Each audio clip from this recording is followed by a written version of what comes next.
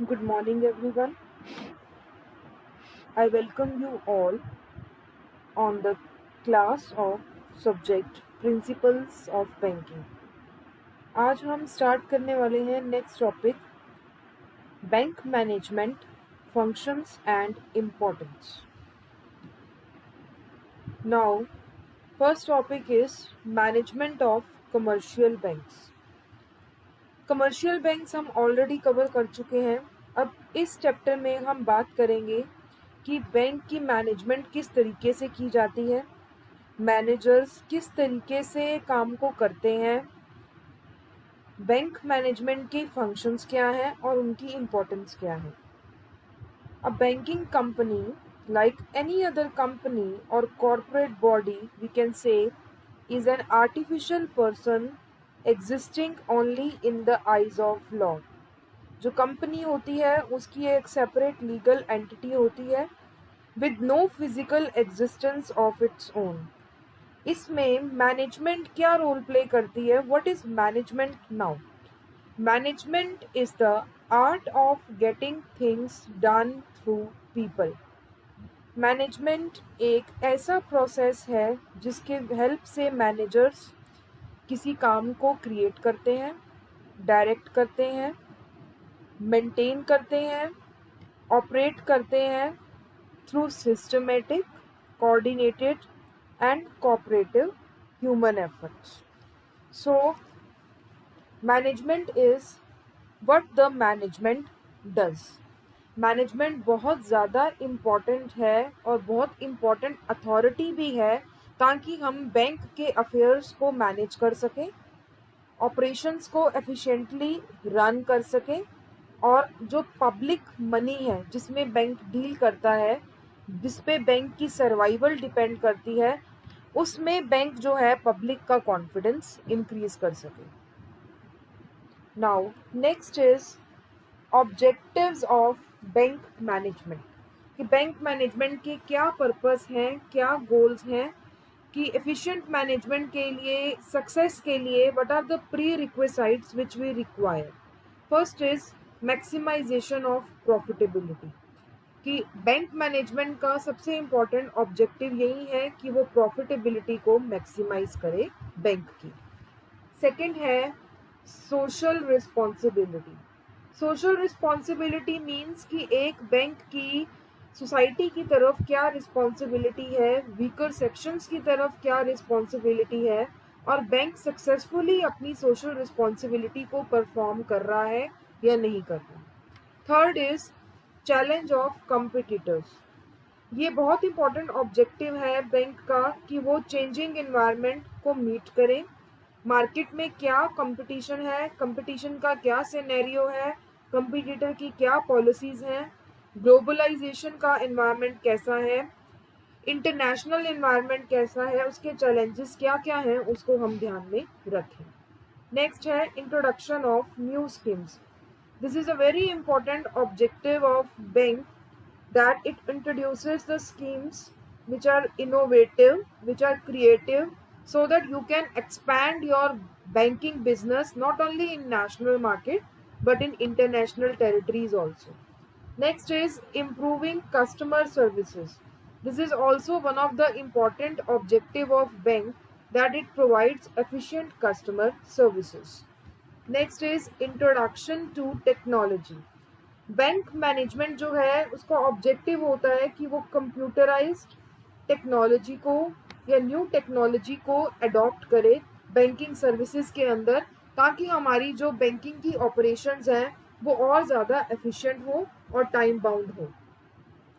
तो जब हम ऑनलाइन बैंकिंग की बात करते हैं, एटीएम फैसिलिटी की बात करते हैं, इंटरनेट बैंकिंग की बात करते हैं, तो ये सारे एग्जाम्पल्स हैं जो टेक्नोलॉजी को फॉलो कर रहे हैं. नेक्स्ट है मैन पावर प्लानिंग.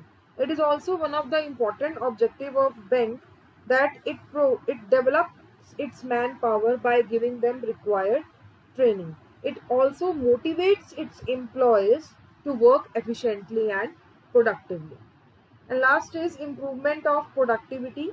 कि बैंक मैनेजमेंट जो है वो सीरियस एफर्ट्स करती है ताकि वो अपने आउटपुट को इम्प्रूव करे और एक बैंक जो है वो इजीली जो है compete कर सके with the private banks.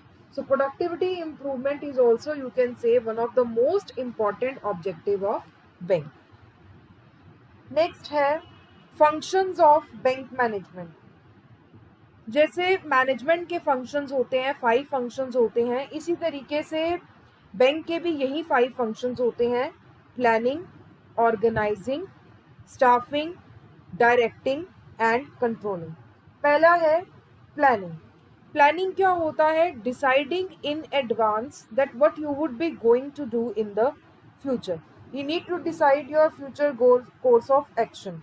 तो यहाँ पर बैंक को जो है फ्यूचर को फोरकास्ट करना पड़ता है, फ्यूचर की एक्टिविटीज़ को ध्यान में रखना पड़ता है और फ्यूचर के हिसाब से अपने गोल्स को और अपने पॉलिसीज़ को, अपने प्रोग्राम्स को जो है वो सेट करना पड़ता है.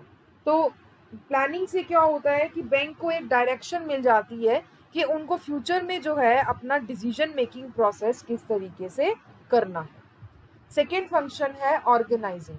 ये सेकेंड मोस्ट इम्पॉर्टेंट फंक्शन है. ऑर्गेनाइजिंग का मतलब क्या है कि बैंक अपने एक्टिविटीज़ को, अपने अथॉरिटी को, अपने रिसोर्सेज को किस तरीके से अरेंज करता है और एलोकेट करता है एम्प्लॉयज़ के अंदर. कि ऑर्गेनाइजेशन में जितनी भी एक्टिविटीज़ हैं उनको डिवाइड करना, डिवीजन ऑफ वर्क को, कंसेप्ट को फॉलो करना और डिफरेंट डिपार्टमेंट्स में एग्जीक्यूशन के लिए उस काम को आगे देना. That is organising. थर्ड है स्टाफिंग. स्टाफिंग रिलेटेड होता है ह्यूमन रिसोर्सेज की मैनेजमेंट से. Staffing refers to your function of selecting, training, deciding the wages, salary and appraisal of your employees. It means choosing right man on the right job at the right time and at the right place in a bank. So हमने staffing में ये ध्यान रखना है कि हमारी man power की sufficient supply हो, मोटिवेटेड पीपल हो जो अपनी ड्यूटीज़ को और टास्क्स को परफॉर्म करें to achieve the banking objectives. Next है फंक्शन है डायरेक्टिंग. डायरेक्टिंग का मतलब होता है कि आप कैसे इंस्ट्रक्ट कर रहे हैं, कैसे गाइड कर रहे हैं, कैसे काउंसलिंग कर रहे हैं या कैसे सुपरवाइज कर रहे हैं अपने बैंक के स्टाफ को.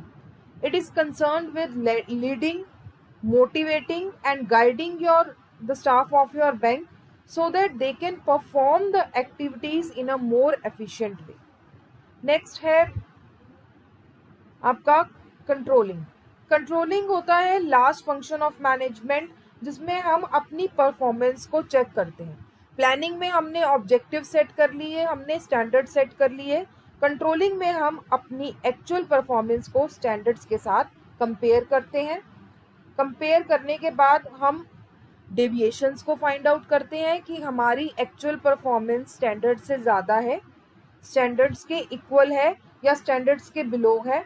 उन डेविएशंस को फाइंड आउट करके हम उनको करेक्ट करने की कोशिश करते हैं और करेक्ट करने के बाद जो है हम टॉप मैनेजमेंट को इन्फॉर्म करते हैं कि ये कमियां रही, ये डेविएशंस रही और हमने फ्यूचर में जो है इन डेविएशंस को दूर करने के लिए क्या क्या स्टेप्स उठाने हैं ताकि हमारी जो बैंक की एफिशिएंसी है वो बढ़ती जाए और फ्रॉड्स और स्कैम्स कम से कम हों. So these are your functions of bank management. Next is your functional areas of bank management. Functional areas का मतलब क्या है कि इम्पॉर्टेंट फंक्शंस क्या क्या परफॉर्म किए जाते हैं स्टाफ के द्वारा. जो बैंक के अंदर आपने स्टाफ रिक्रूट किया गया है, जो आपने स्टाफ रिक्रूट किया है, उनके क्या क्या फंक्शंस ज़रूरी हैं जो उनको परफॉर्म करने होते हैं. पहला है deposit mobilisation. Deposit mobilisation here means that what kind of saving schemes you are formulating and making the efforts for mobilization of deposits. तो बैंक जो है वो बहुत इंपॉर्टेंट ऑब्जेक्टिव, बहुत इंपॉर्टेंट रोल प्ले करता है कि लोगों के अंदर सेविंग की हैबिट्स को इनकलकेट करे, लोगों का कॉन्फिडेंस बैंक के अंदर बढ़े और वो अपनी जितनी भी पूंजी है, जितना भी पैसा है, उसको सेविंग्स की तरफ जो है वो लेकर जाएं और बैंक के अंदर पैसे को डिपॉजिट करें ताकि उनको ये एश्योरिटी हो कि उनका पैसा जो है वो सेफ है. सेकेंड है financial management. Financial management includes your cost control, your financial planning, your management accounting, and other related problems, how you are dealing with it. Third is your credit management. Credit management means कि credit देने से पहले आप appraisal करते हो, sanction करते हो, distribution करते हो, रिकवरी करते हो और एडमिनिस्ट्रेशन करते हो. किसकी? लोन्स की और अदर टाइप्स ऑफ क्रेडिट की, कि हम जिस पर्सन को, जिस अथॉरिटी को, जिस ऑर्गेनाइजेशन को क्रेडिट दे रहे हैं वो ट्रस्टवर्दी है, जेन्युइन है या नहीं है. Next is profit evaluation. Profit evaluation means that how you are doing your cost benefit analysis, how you are forecasting your return, how you are estimating your return, and what are the prospects of profit earning of your bank in the future, whether you would be earning profits in the future or whether you would be facing the losses. Next is liquidity management. Liquidity management के ऊपर bank की reputation और goodwill बहुत ज़्यादा depend करती है.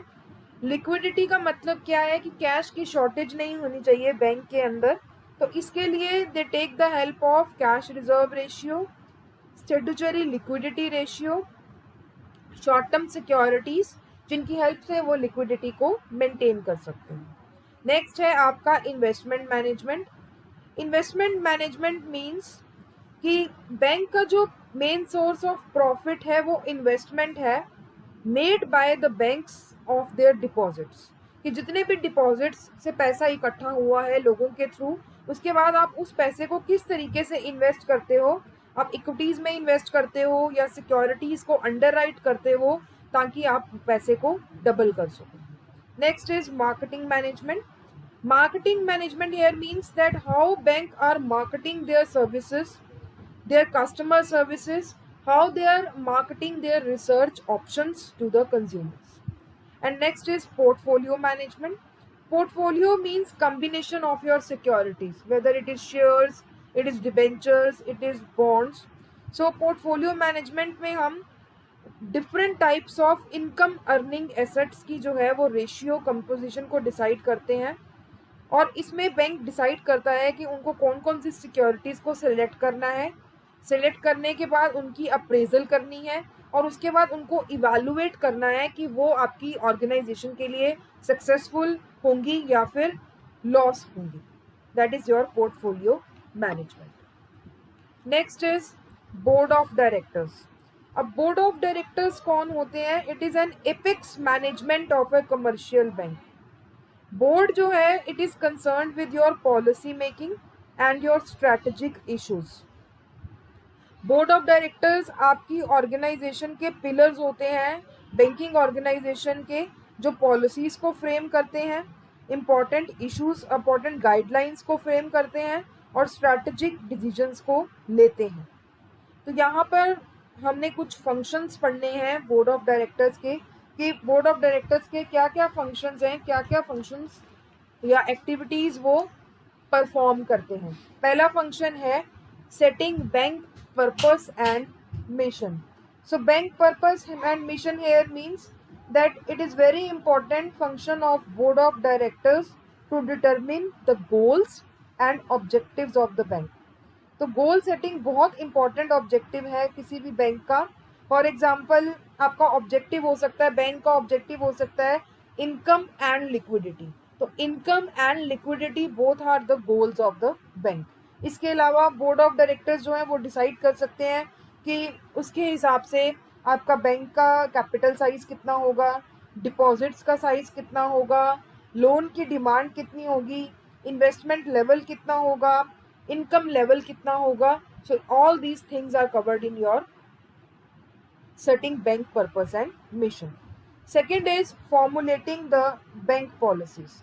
जब आप एक बार ऑब्जेक्टिव को डिसाइड कर लेते हो, उसके बाद बोर्ड डिसाइड करता है कि कौन कौन सी पॉलिसीज़, कौन कौन सी स्ट्रैटेजीज हमें अडॉप्ट करनी है ताकि हम अपने ऑब्जेक्टिव्स को सक्सेसफुली अचीव कर सकें.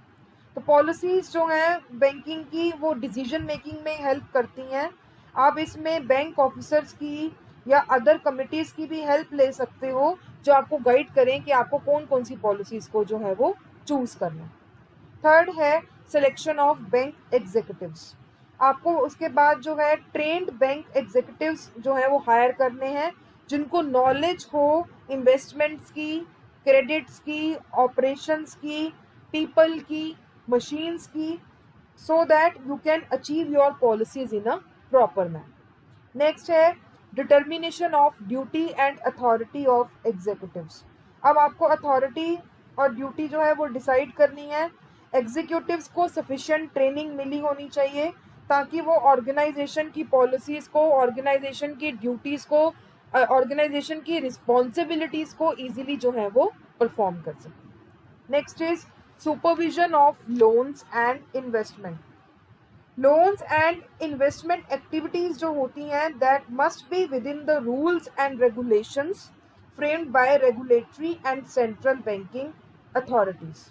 सो यहाँ पर जो है लोन्स एंड इन्वेस्टमेंट मीन्स कि board of director act as the supervisor of your loan and investments in bank. Supervision करनी ज़रूरी होती है जिसमें पीरियोडिकल चेकिंग भी होती है। किस चीज़ की? आपकी लोन्स एंड इन्वेस्टमेंट पॉलिसीज़ की, डिमांड की, लिक्विडिटी नीड्स की, इंटरेस्ट रेट्स की एंड डिपॉजिट फ्लक्चुएशंस की। Okay, next is your business development programme. अब बिजनेस डेवलपमेंट प्रोग्राम बेटा क्या होता है? It is related to your that whether you are having vast professional experience and knowledge or not, and how you are mobilizing the business for the banks by virtue of their influential position in the society। कि business की development के लिए आप क्या क्या programmes, क्या क्या techniques को फॉलो कर रहे हो और उसके हिसाब से आपको कितना एक्सपीरियंस या कितनी नॉलेज है मार्केट की। Last is your delegation of authority, कि आप अथॉरिटी को और ड्यूटीज़ जो हैं एग्जीक्यूटिव्स को जो परफॉर्म करनी है वो कितनी हद तक कन्वे कर पा रहे हो और वो किस लेवल तक जो है उन फंक्शंस को परफॉर्म कर रहे हैं प्रॉपरली और efficiently. Next is your duties and liabilities of directors. Directors कौन होते हैं? Directors occupy a fiduciary position in a bank. Directors should act honestly and discharge their duties with care, skill and diligence which is expected from them, and they should have sufficient knowledge and status in the organization, and if they fail to do so they will be found guilty of negligence. So we can say that it is the sole responsibility of the director to run the banking operations in a proper manner and in an efficient manner. तो अब directors की क्या क्या duties होती हैं? पहला है duties under the banking regulation act 1949, कि कुछ ड्यूटीज़ जो हैं बैंकिंग रेगुलेशन एक्ट 1949 के अंडर डायरेक्टर्स को परफॉर्म करनी होती हैं। First is not to pay commission, brokerage, discount और any remuneration in any form in respect of your shares which are issued by the bank. Okay, and वो जो shares हैं उनका जो अमाउंट है in excess of aggregate 2.5% of the paid up value of said share. तो जो भी आपने कमीशन, ब्रोकरेज, डिस्काउंट और रेमुनरेशन जो है वो आप पे नहीं कर सकते हो इन respect of shares issued by the bank until and unless आपका वो जो अमाउंट है वो 2.5% of the paid up value of your capital ना हो। सेकेंडली, आप कोई भी डिविडेंड पे नहीं कर सकते हो अनटिल एंड अनलेस आपके ऑर्गेनाइजेशन के, आपके बैंक के कैपिटलाइज्ड एक्सपेंसेस जो है वो टोटली राइट ऑफ ना हो जाए। थर्ड है, इट्स वेरी इंपॉर्टेंट कि आप अपनी अकाउंट्स की, अपनी बैलेंस शीट को, अपनी ऑडिटर्स रिपोर्ट को पब्लिश करें टाइमली इन लोकल न्यूज़पेपर। ओके, और उसकी इंफॉर्मेशन जो है हेड ऑफिस को भी दें विद इन द 6 months, ताकि आपका हेड ऑफिस जो है वो अवेयर रहे कि आप किस तरीके से एक्टिविटीज़ को परफॉर्म कर रहे हैं। ठीक है, नेक्स्ट, आपको कोई लोन किसी को ग्रांट नहीं करना, किसी डायरेक्टर को ग्रांट नहीं करना, किसी फर्म को ग्रांट नहीं करना, किसी इंडिविजुअल को ग्रांट नहीं करना जब तक आपको परमिशन ना हो। और आपको जो है कोई अगर अपना ऑफिस सेटअप करना है किसी भी एरिया में, किसी नई जगह पे, तो आपको आरबीआई का अप्रूवल लेना है। आपको अपना मंथली रिटर्न जो है वो प्रिस्क्राइब्ड फॉर्म में, प्रिस्क्राइब्ड मैनर में, जिसमें सारी एसेट्स एंड लायबिलिटीज़ का रिकॉर्ड हो, वो आपको प्रॉपरली फाइल करना है। आपको जो है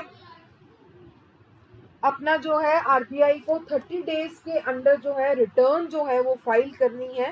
ठीक है, 30 डेज का आपको टाइम पीरियड मिलता है कि आप अपनी रिटर्न को फाइल कर सको, और आपको जो है अपनी स्टेटमेंट्स जो है, इंफॉर्मेशन जो है वो प्रॉपरली प्रिपेयर करनी है according to the guidelines of RBI. And moreover you have to seek prior approval of RBI before appointing, before reappointing और removing of the bank, and you have to furnish 3 copies of account and balance sheet along with your auditor's report as and when required by the RBI. And last, it is very important that you make available to the member of any banking company the record, the statement of any annual general meeting or any audited balance sheet which is required by the authorities. So these were the duties which were covered under the Banking Regulation Act 1949. Next is these are your statutory duties which we are doing. In the last slide which we have done, these are your statutory duties. Now next is duties of the directors. Under this we have covered. This I have told that they have to submit the report to RBI, they have to prepare their annual accounts, they have to seek approval of RBI for appointment. With this we have covered. Now next is duty of directors under Companies Act 1956. अब Companies Act 1956 के under directors को कौन कौन सी duties जो हैं वो perform करनी होती हैं। पहला है to hold annual general meeting, secondly to file consent with registrar of companies to act as a director. अगर किसी को भी डायरेक्टर बनना है तो पहले उनको कंसेंट लेटर जो है वो रजिस्ट्रार को फाइल करनी पड़ेगी। Third, to acquire qualification shares within 2 months after the appointment as director। अब अगर आप डायरेक्टर बन जाते हो तो आपको 2 महीने के अंदर जो है अपने शेयर्स जो हैं वो एक्वायर करने हैं। ओके, आफ्टर दैट आपको 20 पब्लिक लिमिटेड कंपनीज को चूज करना है डायरेक्टरशिप के लिए।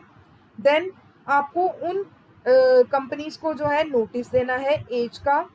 फिर उसके बाद आपको जो है बोर्ड मीटिंग को होल्ड करना है एटलीस्ट वंस। 3 महीने के अंदर आपको एटलीस्ट एक मीटिंग जो है बोर्ड मीटिंग को जो है वो लेनी है। देन आपको जो है कंपनी को डिस्क्लोज करना है 20 दिनों के अंदर अंदर कि आपने कोई डायरेक्टर अपॉइंट किया, कोई ऑफिस की कोई मीटिंग की, कोई आपने स्टेटमेंट जो है वो फाइल की, उसकी सारी इंफॉर्मेशन जो है आपने 20 दिन के अंदर अंदर जो है वो आगे फाइल करनी है। ठीक है, नेक्स्ट आपको जो है कंपनी का नेम जो है वो पब्लिश करना है, पब्लिकेशन करनी है, to see to the publication of name of the company. Okay, उसके बाद you have to decide the publication of the authorised, subscribe and paid up capital of the company. Okay, then you have to exercise certain powers at the meeting of board of directors. Then you cannot borrow money without the company's consent in the general meeting. Then you have to decide that the securities and the provident fund of the employees are invested in accordance with the law. Then you have to see that the copy of the prospectus is registered with the registrar of joint stock companies before issue in the market or not. Okay, then you have to see that whether you have to allot or not to allot the share capital. Your share capital is to be offered to the public for subscription or not. You have to see to that. Then you have to see that the dividend is not distributed out of the capital of the company. So these are the duties which you have to perform when as a Banking Regulation Act and under the Companies Act. So these are the duties of the directors. Next is liabilities of the bank directors. There are certain liabilities also. First is civil liability of bank directors. In civil liability, first is liability to outsiders for Ultra Vires Act. Now what are ultra vires? And ultra vires act वो act होता है जो आप करते हो beyond the power of the company. Anything done beyond the power of the bank will be considered as ultra vires. तो director जो होते हैं वो कंपनी के एजेंट्स होते हैं, बैंक के एजेंट्स होते हैं, जो बिजनेस को ट्रांजैक्ट करते हैं on the behalf of name of the bank. तो कोई भी काम अगर आप कंपनी की या बैंक की पावर्स के अगेंस्ट जाकर करते हो तो उसको हम अल्ट्रा वायरस बोलते हैं. ओके, तो उसमें क्या होता है, एक डायरेक्टर जो होता है वो बैंक का, that becomes personally liable to the third party. Okay, why he becomes liable? Because he makes contract in his own name without indicating that he is acting for and on behalf of bank, or he exceeds his power or infringes the restrictions imposed upon him, since an outsider may presume that the transaction has apparently been regular and he is not expected to look behind the articles. Okay, तो इन situations में director जो है वो personally liable होता है third party. Next है, second है liability for miss statement in prospectus. अगर कोई मिस स्टेटमेंट होती है प्रोस्पेक्टस में या फॉल्स स्टेटमेंट होती है प्रोस्पेक्टस में, तो डायरेक्टर्स जो हैं वो डायरेक्टली जो आपके हैं शेयर होल्डर्स को लाइबल हैं. And similarly if a person has been induced to give credit to a bank following some misrepresentation on the part of anyone or more of its directors, and in case the money is lost, और उस case में अगर money lost हो जाता है then he can claim damages from the directors. Third है liability for breach of trust. Trust means अगर आप किसी का विश्वास तोड़ते हो, आप ऑनेस्टली काम नहीं करते बैंक की हित में, बैंक के इंटरेस्ट में, तो उससे बैंक को लॉस हो जाता है, तो उस केस में डायरेक्टर लाइबल होता है. ठीक है, लाइबल किस लिए? For making secret profit in course of bank. Liable होता है for losses caused by negligence of the director.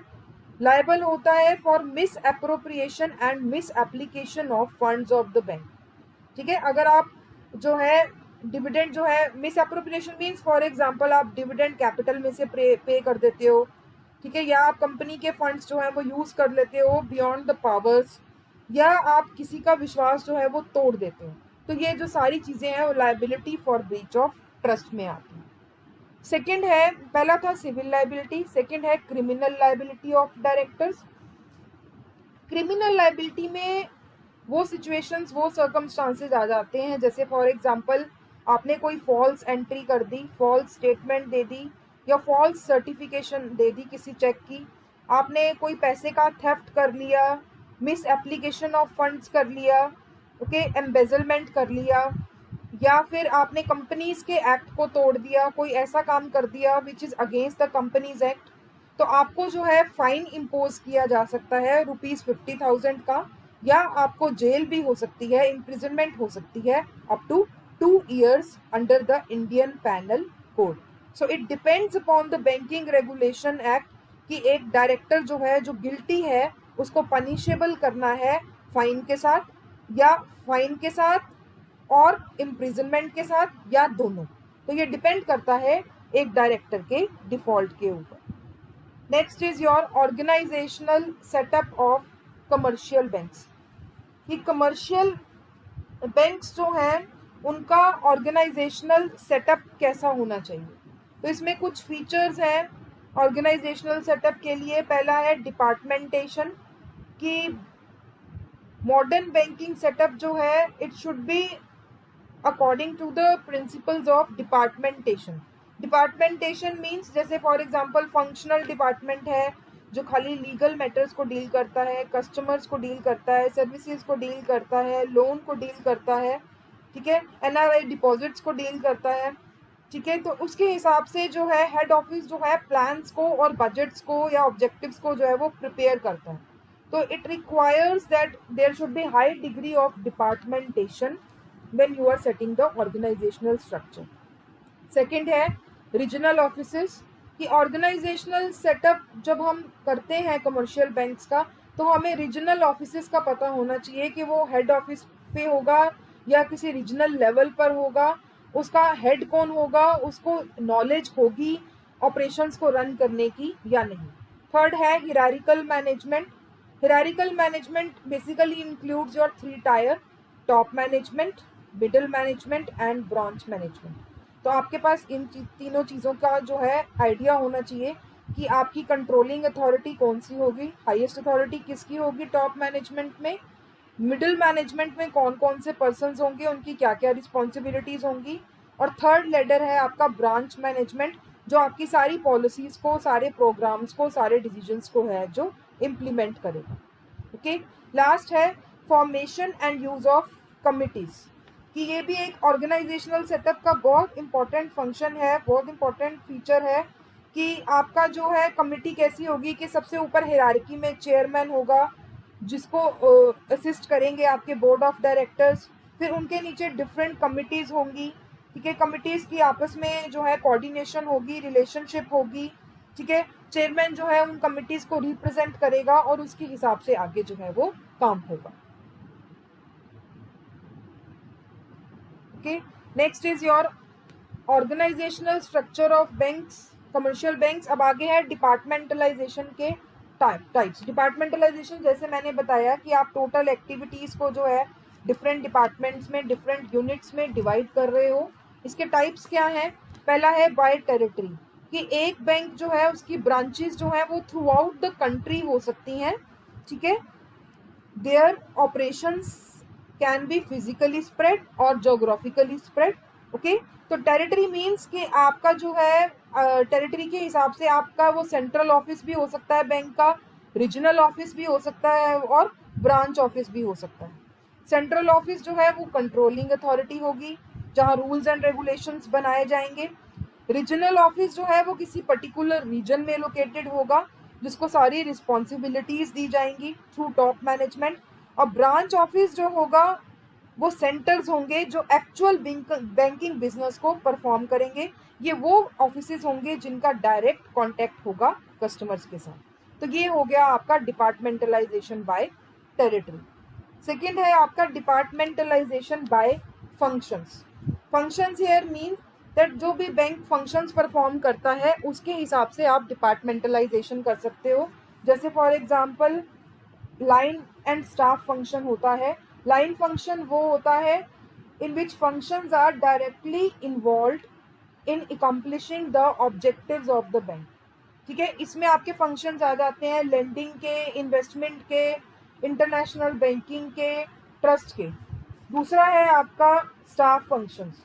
Staff functions में आपके आ जाते हैं एडवाइजरी और एग्जिस्टिंग फंक्शंस, ठीक है। It includes your accounting, personnel, research, services, accounting, okay. और उनकी क्या रिलेशनशिप है, किस तरीके की आप उनको गाइडेंस देंगे, किस तरीके की आप उनको एडवाइस देंगे, ओके, और कैसे उनकी आप प्रॉब्लम्स को डील करेंगे। तो बाय फंक्शंस भी हम जो है ऑर्गेनाइजेशनल स्ट्रक्चर को कैटेगराइज कर सकते हैं। This is your basically the setup of central office. Okay, if we look at this, then this is just an example. First is your board of directors, then is your board of director here means your there can be whole time directors, there can be one director who is official of RBI, there can be one director who is official of central government, or one director representing workmen of the bank. Workmen means your staff. There can be 3 directors representing your interest of farmers, workers, artisans. There can be one director who is representing the depositors of the bank. So this is your board of directors. Second is your managing directors. After board of directors, second is managing directors, ठीक है। Managing directors में आ जाते हैं आपके chairman cum MD, जो chief executives होते हैं आपके बैंक के, जो आपकी मीटिंग्स को, बोर्ड ऑफ डायरेक्टर्स की मीटिंग्स को प्रिसाइड करते हैं, ठीक है। And they are assisted by executive director and general managers. Third is your executive director. As I told, executive directors वो होते हैं जो एग्जीक्यूटिव हेड होते हैं बैंक के, वो कोऑर्डिनेट करते हैं और सुपरवाइज करते हैं आपकी सारी बैंकिंग फंक्शंस को। ये आपके चेयरमैन को रिलीव कर देते हैं from routine operational responsibilities. Means जो भी डे टू डे डिसीजंस होंगे वो सारे कौन लेंगे? आपके executive directors. Okay, then comes your general managers of various departments, like for example your asset management department. Okay, asset management department में आ जाते हैं आपके लोन मैनेजमेंट, इन्वेस्टमेंट मैनेजमेंट और रिकवरी मैनेजमेंट। सेकंड है आपका फॉरेन एक्सचेंज डिपार्टमेंट्स। ठीक है, foreign exchange department वो है जो आपकी फॉरेन एक्सचेंज ट्रांजैक्शंस को या कंट्रोल करते हैं, फॉरेन करेंसीज की परचेजिंग और सेलिंग में हेल्प करते हैं। नेक्स्ट है स्टाफ सर्विस डिपार्टमेंट, इनको हम पर्सोनल डिपार्टमेंट भी बोलते हैं। ठीक है, इनका काम होता है मैन पावर प्लानिंग करना, रिक्रूटमेंट करना, सिलेक्शन करना, ट्रेनिंग करना, डेवलपमेंट करना, किसकी, मैन पावर की।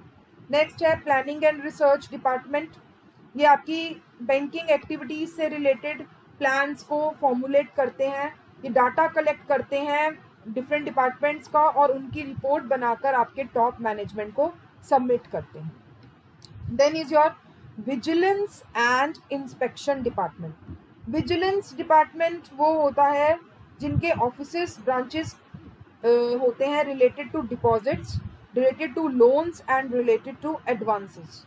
ठीक है, ये इनका काम क्या होता है, इंस्पेक्शन करना बुक्स की, ड्राफ्ट्स को इशू करना, चेक चेक की इंस्पेक्शन करना, अकाउंट्स को क्लियर करना, बैंकिंग एक्टिविटीज में कोई इरेगुलरिटीज तो नहीं है उनको इंस्पेक्ट करना, उनको चेक करना। Next is your audit department, ये बैंक अकाउंट की जो है वो ऑडिट को करते हैं। ठीक है, it audits the accounts related to loans, related to your advances, related to your deposits, related to your commission. Next is your public relation department. Public relation department जो है वो प्रॉपर इमेज जो है बैंक की public की नज़र में formulate करते हैं। This department has been established by a new bank, it conducts survey and compile a list of the people who become the customer of bank. And next is last is your secretarial department, ये secretarial work के लिए responsible होते हैं, ये सारी formalities जो companies act के अंदर और बैंकिंग रेगुलेशन एक्ट के अंदर एक बैंक को परफॉर्म करनी होती हैं उन सब का रिकॉर्ड रखते हैं। तो ये था आपका ऑर्गेनाइजेशनल सेटअप एक सेंट्रल ऑफिस का। इसी तरीके से ऑर्गेनाइजेशनल सेटअप एक ब्रांच का अलग हो सकता है जिसमें ब्रांच मैनेजर होता है, जोनल ऑफिस का अलग हो सकता है। So it varies from bank to bank that what type of organizational structure or what type of organizational setup they would be following. Okay, so this was all in your bank management, its functions and importance and its structure. Thank you.